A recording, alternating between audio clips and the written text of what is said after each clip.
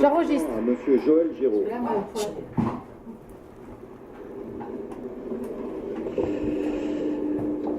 Herr Präsident des Bundestag, Monsieur le Président de l'Assemblée nationale, Herr Bundespräsident Deutschland, Monsieur le Président de la République française, Monsieur le Premier ministre, Frau Bundeskanzlerin, liebe deutsche und franzose Kollegen.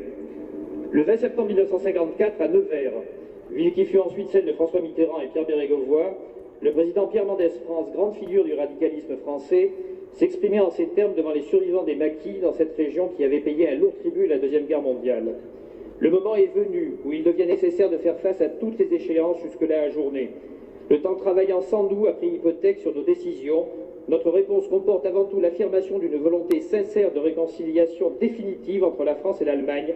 La réconciliation franco-allemande est une condition de la stabilité politique de l'Europe, comme de son développement économique et social. Pour la première fois, un chef de gouvernement français répondait clairement à la main tendue depuis 1949 par le chancelier Konrad Adenauer. Et Pierre Mendès France ajoutait aussitôt une compréhension loyale, réelle, durable entre la France et l'Allemagne demande pour se réaliser pleinement autre chose qu'un tête-à-tête entre les deux nations. Ainsi donc, 9 ans avant la signature du traité dont nous célébrons aujourd'hui l'anniversaire, le cinquantenaire, et 25 ans après le discours d'Aristide Briand à la Société des Nations, où il déposait un mémorandum sur l'organisation d'un régime d'union fédérale européenne qui ne fut pas retenu, les bases de l'Europe étaient lancées sur le pilier de la réconciliation franco-allemande. Aujourd'hui, plus que jamais, nous continuons à défendre l'idée d'un fédéralisme européen, face à la résistance qu'oppose à cette construction intégrée l'irréductible diversité des sociétés européennes. Car face au nationalisme renaissant, l'Europe fédérale opposera toujours la connaissance, l'innovation, la jeunesse, le développement humain, la laïcité, aux égoïsmes et au souverainisme qui sont une insulte à la paix et à la démocratie. Au demeurant, sur le plan économique, l'Europe n'a-t-elle pas franchi un pas de plus vers le fédéralisme européen la nuit du 13 au 14 décembre 2012, où l'Union européenne a adopté l'accord sur la supervision unique des banques?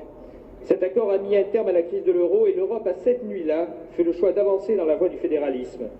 Il faut maintenant, à notre sens, se doter des outils nécessaires pour assurer notre souveraineté économique et financière par la création d'un ministre européen de l'économie et par l'émergence au cœur de l'Union européenne, à Paris ou à Francfort, d'une place financière capable de gérer la monnaie commune.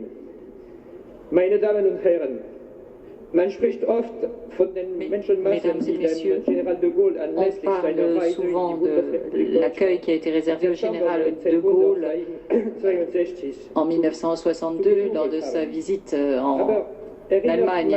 Mais est-ce qu'on se souvient encore de toutes les banderoles déployées sur son passage sur lesquelles était écrit « Que vive l'Europe fédérale »